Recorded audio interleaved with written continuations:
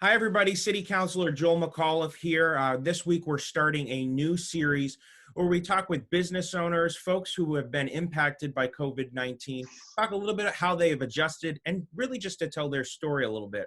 And I'm very excited that our first guest today is a good friend of mine and owner of one of my absolute favorite restaurants, Frontera Grill. Joining us today is Federico Mendiola, as I said, the owner of Frontera. Federico, how you doing? I'm doing great. How you doing, Joel? Thanks for having me. Glad to have you. We're doing good. And I thought, what a great opportunity to tell a story about your business, because you guys really have been open all along. You never really shut down here in Chicopee, but really were thrown into the fire about a lot of adjustments that you had to make. So I wanted to touch base and ask you, when the pandemic hit, when the initial stay-at-home order came down, what were some of the first things that you guys had to do to adapt so that you could stay open but also be safe? I remember that it was the day before we were supposed to be stay at home and we won't be able to open. I remember that the governor was giving the announcement on a conference, and I think it was around 5:30 p.m. that day where I was at home listening to the conference call and digesting those big pieces of dinosaur information that we were given at the time, because nobody knew what was going to happen. We didn't know if he was going to say, we want to shut it down. I mean, you have thousands of dollars of food in the fridge. You have all the employee. I mean, you have so many things to think about while he is on the conference call. And once he said that we were able to stay open for takeout and delivery, um, I saw a window of opportunity of doing takeout only. I mean, I didn't know how I was going to do it, but I needed to do it. It's like if you're on the sea and you're on the water, your ship sinks, and then you see a rafter. You go at the rafter, you don't care what size it is, you don't care how many people it's gonna hold, you just go for it. So that's what we did. What happened that day was I called my provider and I said, so things are shifting here in Massachusetts and I need to make a move now. I need to get on it quickly. I know that it's gonna be unprecedented of anything that happens from here to the next 6 months, and we need to stay on top of any changes. And the first change now is I want to be only doing takeout. So my guy said, what are you thinking about doing? I said, well, I need to restock all my takeout. So I'll just give you one example. So if I have the dining room open on a normal week, we have boxes that are called 9x6. So the ones that are rectangular ones, 9x6 boxes. We go through 3 boxes. They have 200 pieces each one, and they go through like about 100 of the last box. So we go through about 700 boxes just for customers to take the leftovers. So as you know, our portions are a little hefty, Yeah. and so people always take food home. And just without doing takeout, that's the boxes that we use per week. Now, we had to do a count. I did a count. My catering guy did a count.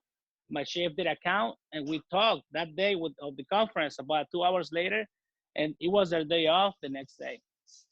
And I said, guys, I need your help. I need to go with the van and load it up with supplies because we don't know what's going to happen. I mean, it could be like maybe at 9 a.m., 10 p.m.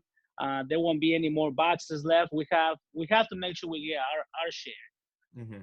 So we did a list, we sharpened it up, we polished it. So we showed up and we ended up buying about 10 boxes of each size. We have 3 sizes of that box that I mentioned to you. Hmm. So we ended up buying about 10 boxes. We ended up buying about, I mean, we didn't take all the supplies from the supplier. We left we left more than what we wanted to, but we had to because we didn't know how many more businesses were gonna come in to try to grab Right, their right. fair share to stay open. So we did that. We spent, I think it was about $4,000 just in takeout boxes, foil, food grab, just everything that that is used for takeout. And since we have kept, well, you've been on the back room that we have at the Chicopee location, is decent. It holds about 25, 30 people comfortably. That room right now is full of supplies. Like our shed is tiny, so we had to put all the surplus in that room to be able to do business. So in my mind, I had this in mind. So if we want to go to takeout, we have to reestablish a new model of business. Not only we have to buy supplies for takeout, but the customer interaction is not going to be the same. Right. The contact is not going to be the same. The response time is not going to be the same. So when people will come in for dinner, they will be able to just come in and check in and just wait, right? So you're thinking about how you're going to minimize the order time. So when people come, you become that effective restaurant that gives the food order right and on time and hot. Because as we all know, in any community, anywhere you are in the United States, you go to that place that you want food from, and every time it takes an hour, it takes 45 minutes, and it's barely anything, right? Right. Right. So I didn't want that. So what we did is, originally with the shutdown, um, I put my chef and I said, Chef, this is gonna be tough, and we have to start from scratch. We don't have the money to keep everybody on any drastic decision. Um, any CEO does this. So there's a big emergency that comes in before it hits you 2 weeks.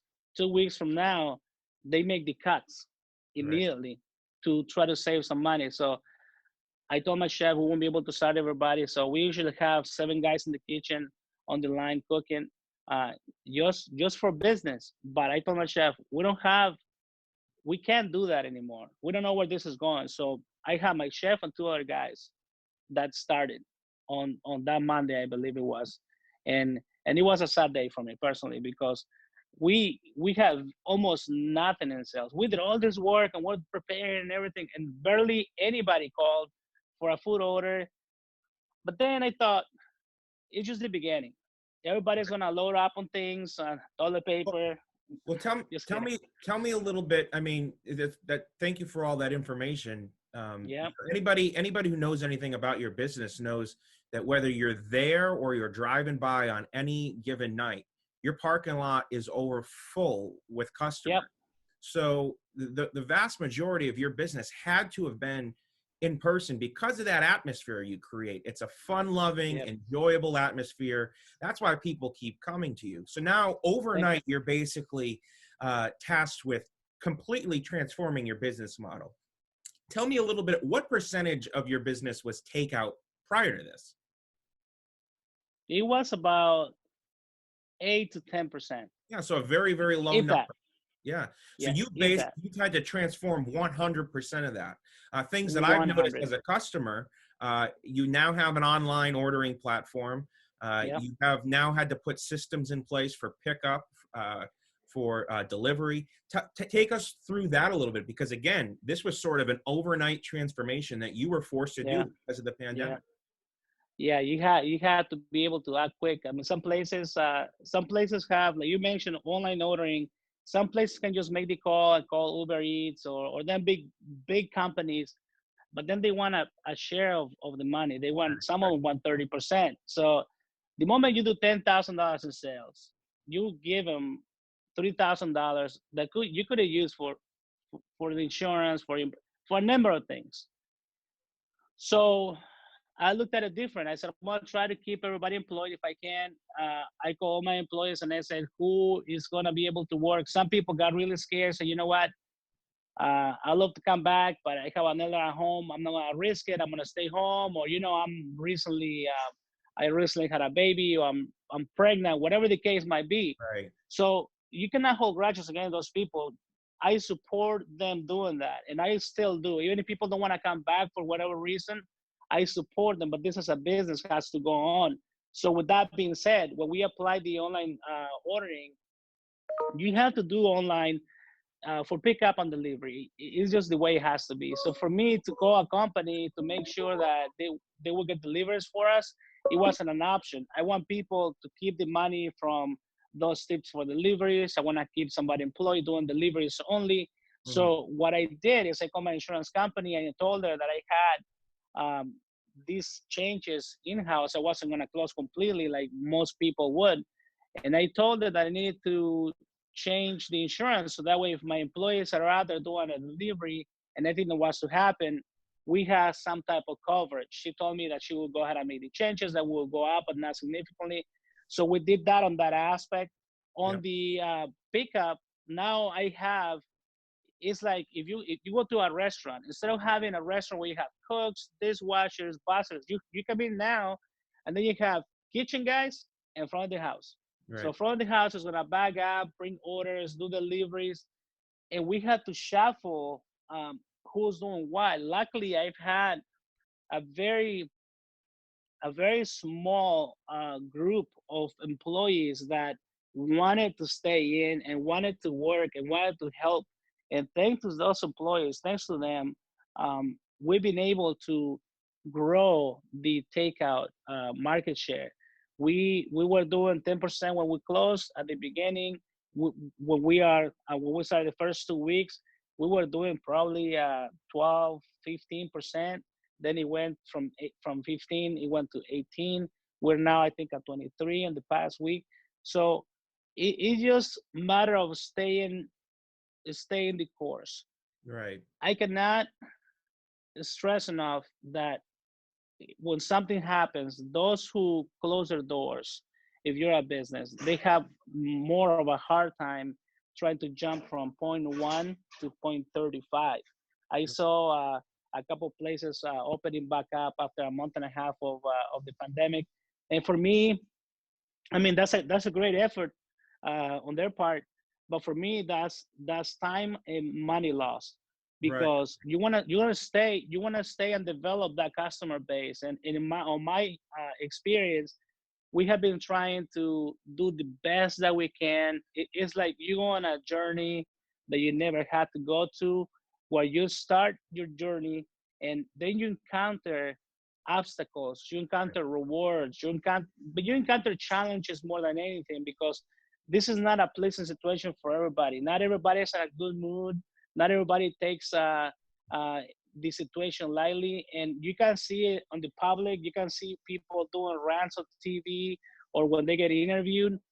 On my experience, personally, what I tell people is I gotta stay positive, I gotta stay focused, and there is no room to complain here. If there's anything that I can be is grateful, because I'm open and I Right. have employees under me that I keep employed. And after making all those changes, I'm getting more employees. So when we're getting busy the first week, we were not that busy. The second week, wow, we got a lot of support. So I said to my chef, bring another cooking. So currently, Joel, my kitchen is fully staffed. I think it was the second week, like Oh, that's almost amazing. 23 days into it. We brought everybody back, so now the orders are ready. So the orders, if you go an order, would say, just an example, 2 mango club quesadillas, they are done within 8 minutes because everybody's on the line ready to push the orders. So now it's up to us, the people in the front of the house, to deliver. So now with the online system, we have orders that are placed directly from any device, and they go straight through the kitchen, and we grab the bag, we pack it up, and then we put it on a different area. So now up front, we're making sure that we don't mix the bags or the takeouts. So when people come for those orders that are for takeout online, we have them bagged up already in a place. So when they come in and they say their name, we just come and grab and give it to them. So it's been really a learning situation. Well, it's an amazing journey that you've been in, and one thing I can say is you mentioned a little bit about some other businesses that are starting to open up now. It's they're certainly going through challenges themselves, but to your credit and to a lot of the businesses that did what they could to stay open early, um, certainly not easy, but now I think it's almost more beneficial for you because now your consumers, your customers, they know you're there, and it's going to be harder for a lot of these businesses that have been shut down for a long while to get the word out, quite honestly, and let folks know they're back being open. But one thing as a regular customer, and I know a lot of friends of mine who are as well, it's so greatly appreciated that you found a way to stay open, that you did adapt, because what you have done is allowed folks to have some sense of normalcy in their lives, Yeah, going to being able to patronize their favorite restaurant. I loved what you guys did very early on, before the laws were changed that you could sell alcohol with your takeout orders. You were selling the mixes for your famous yeah, margaritas. yeah, That's innovation. That's great entrepreneurial instinct there. Where I jumped on that. I know a lot of other folks jumped on that because it was an yeah, opportunity. Maybe you couldn't have that margarita in the bar area on Taco Tuesday, but you could have it at your home and at least create some sense of that experience in your own place. And I want to transition a yeah. little bit and talk about Mhm. uh, the biggest holiday that your business encounters. That's Yeah. Cinco de Mayo. Everyone who knows your business Mm. knows it's an incredible celebration. Tents in the parking lot, shuttles from the Price Right lot back over. I mean, you guys are absolutely mobbed every Cinco de Mayo. This year was a lot different. How did you guys adapt? Well, we survived. So Yeah, used to put it lightly, used to put it lightly. It's a that's this Cinco de Mayo. We didn't know if we want to be uh, busy, super busy, crazy. We never expected to be that busy. So I said, you know what? just to set the scene here, when you drove by your business on Cinco de Mayo, I have never seen a line of cars that long. It was almost stretched back to the Westover gates on Yeah, James Street. It yeah. was incredible, and I immediately saw it and I go, I'm happy for your business, but boy, they've got to be having Yes, a tough yeah, time. yeah. So that day, I have a video, and I don't do live videos. I don't do live videos. I just don't. Um, Maybe just me. You have more But control in the after the fact. yeah in the on the day off, we had everything in place. We had okay, guys. So the guys in the kitchen, we had so many. We had a game in place, a game plan that was you could not beat that. You could not beat it. I mean, you could have hit us with anything, and you could not beat our game plan. So in the kitchen, to minimize all their work, we had beans and rice pre-packaged in big coolers to keep them warm, blah, blah, blah, blah, blah, all that stuff. So I get out of the building, and we had a drive-through. I thought, you know what? When people come in, let's just to keep them away from touching everything or coming in or like that or like getting close to other people. Let's just keep them rolling in the drive-through. That was my whole idea. So I didn't expect all this to be so crazy. So I allowed online orders to be put in the day prior for Cinco de Mayo and Cinco de Mayo morning for Cinco Day, all day.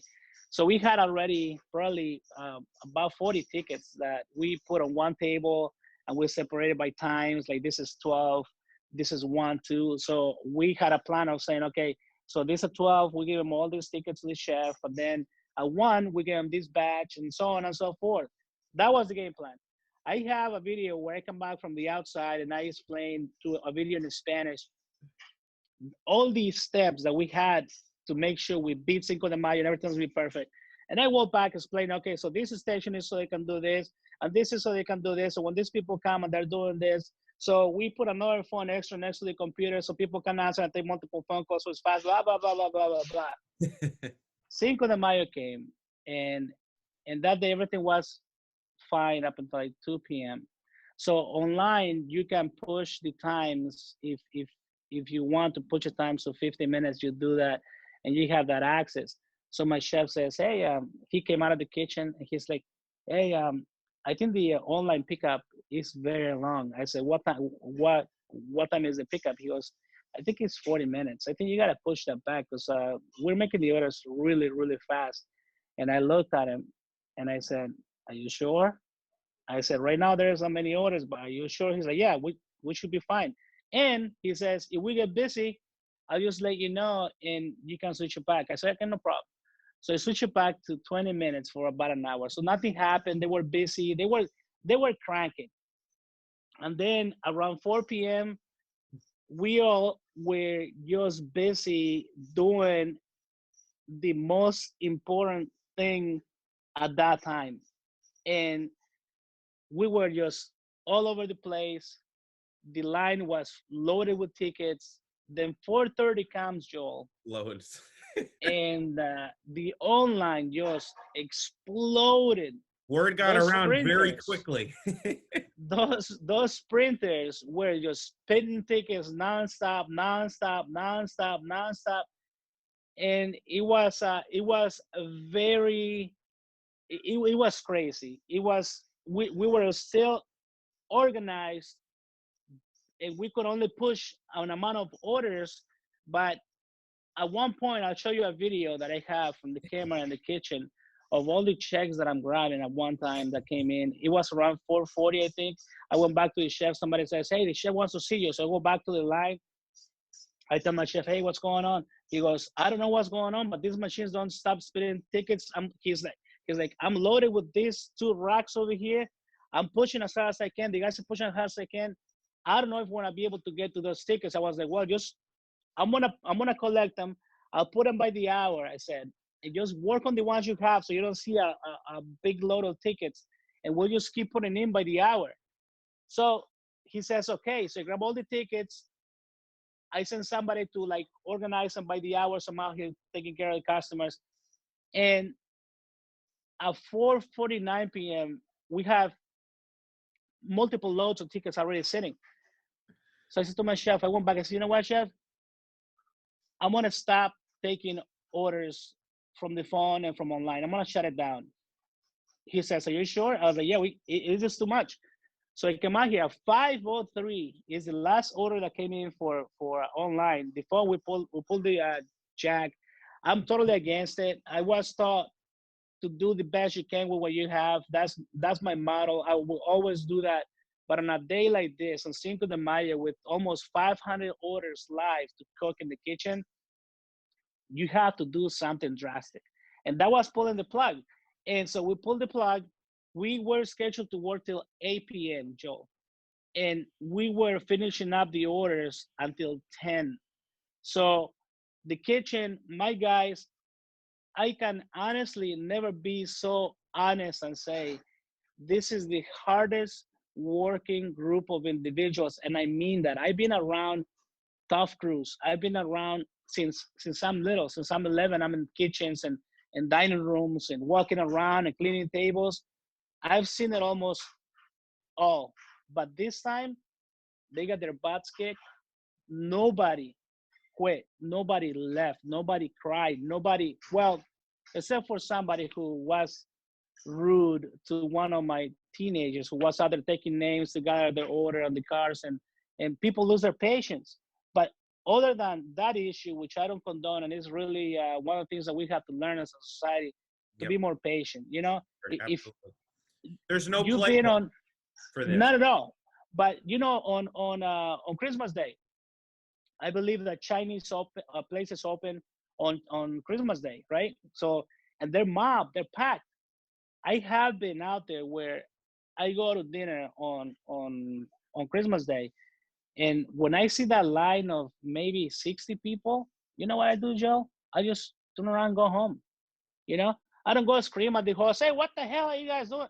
I don't do that, because you know what? You're gonna have some respect. They're Yeah, busting, they're breaking their backs in there, and that's what people gotta see. So when we were finished at 10 p.m., I brought everybody back out, and I gave them a speech from the heart. So, you know what, guys? You guys are amazing, all the nicest words in the world.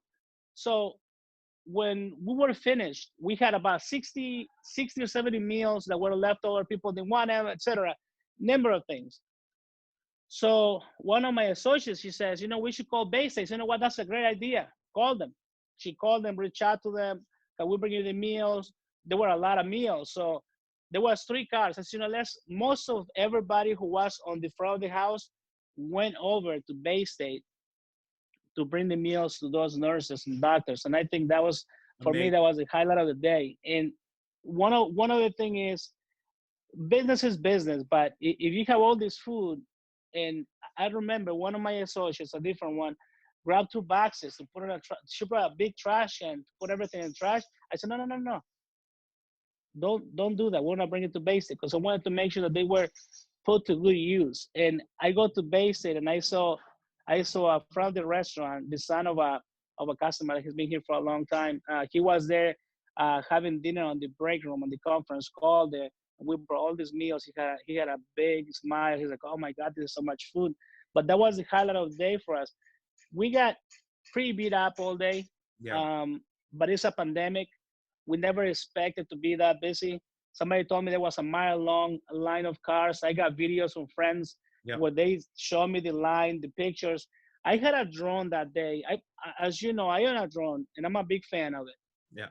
I had imagined on the perfect day, I got a line of cars, everybody's happy, everybody's rolling through the restaurant, and I get out for 2 minutes. I raise my drone all the way up, and I see all the cars going in. At one point, I thought, man, I hope the drone is inside because I don't know I'm gonna be able to pull it in. Because what happens is I had no time to think about anything. We just had to push orders and push orders. And for a while there on the front of the restaurant where you pick up your order, there was a group of people and they were very kind. Some were anxious and annoyed, maybe like one every 20. But the people that were in that circle at the moment, every time they were able to overwhelm with positiveness and kindness. And that was very nice to see on my part because that's what I was seeing that day. It's an important message. We've seen time and time again across the country, quite honestly, people have outbursts. Obviously, individuals, all of us are dealing with increased amounts of stress as a result of this at home, at work, you name it. There's been a lot of stories written, conversations had about the mental health aspect of the pandemic, and that's Yeah, certainly something we need to be cognizant of. But as a society, I think all of us, within our ability, need to recognize that we need to be kind to each other and do the most that we can. We do need more kindness in this world, especially during this pandemic. And I'm sure it was a very, very tough day for you and your crew. But again, the joy that you brought to so many of your customers in the yeah, community, giving them a chance to celebrate their favorite holiday with their favorite restaurant, is really a priceless moment. I knew you guys were going through it. I could see the line, and I said, it's inevitable that some things won't go 100% right given the yep, situation. But you guys yep, did everything you possibly could, and credit to you guys for doing that. And then to end the day with when everyone probably just wanted to go home and go to bed after working yeah, long hours to try to fulfill those orders, you guys did something amazing and made a delivery to yeah. Bay State, to the frontline workers, to the men and women in healthcare that are helping combat the COVID-19 pandemic. So, Federico, I want to thank you for joining us, telling us your story. What you guys Absolutely. are doing is truly amazing. There's, like I said before, there's no playbook for this, but you Yeah, guys are figuring it out on the fly. You're keeping both your employees and your customers safe while maintaining some sense of normalcy. So I'll be praying for you, hoping everything gets better, praying for the world. But I know that you guys will continue to bring joy to people's life, and we're grateful for it. So thank you for being a great business here in Chicopee. thank you. Let me say before I let you go, I am very thankful of the people of our customers that have come and not only they support us with our meals, but the tips that they leave is for the people that are working because they get minimum wage plus any tips. And I just wanna send my heart out to those people who have been kind enough to leave tips that maybe are not given on a normal day. We have had support from people from time to time where they leave a big tip in the jar for the guys to share. And you being one of them, I want to say thank you because that day that you came in and you pick up your order and it was a nice size order and you left equal the amount or maybe more in a tip. I want to say thank you because every one of my employees notices those kind acts, and I believe that we're a society that learns from examples. And I think if we set example of working hard or being kind, that goes a long way with every person that comes in touch with you or whoever else was doing a nice kind of acting. So thank you so much for doing that. Now, we all got to pay it forward, and that's the lesson in all this. We're all in this together. Yeah, whether whether you're someone in the military, whether you're a frontline worker, police officer, nurse, restaurant worker, grocery store clerk. We don't get through this pandemic without all being in this together. So grateful for what you guys are doing. It might seem small at times, but it makes the biggest difference in people's lives, I making believe sure that so. they can enjoy their favorite restaurant. I know it has for me and my family. We're going to continue to patronize a great business like yours. Hang in there, Thank you. be safe, and we'll talk to you soon. And I'll be sure to place my order for this weekend. Start writing down all the stuff we're going to order because we can't Thank wait. you, Joel. Take Stay care, my safe. friend. Thank you. Good to be All right. with Bye you. bye. Likewise. Federico Mendiola from Frontera Restaurant and Grill here in Chicopee. We're grateful to have him. We'll be continuing this series next week. We're trying to do one person, one business a week.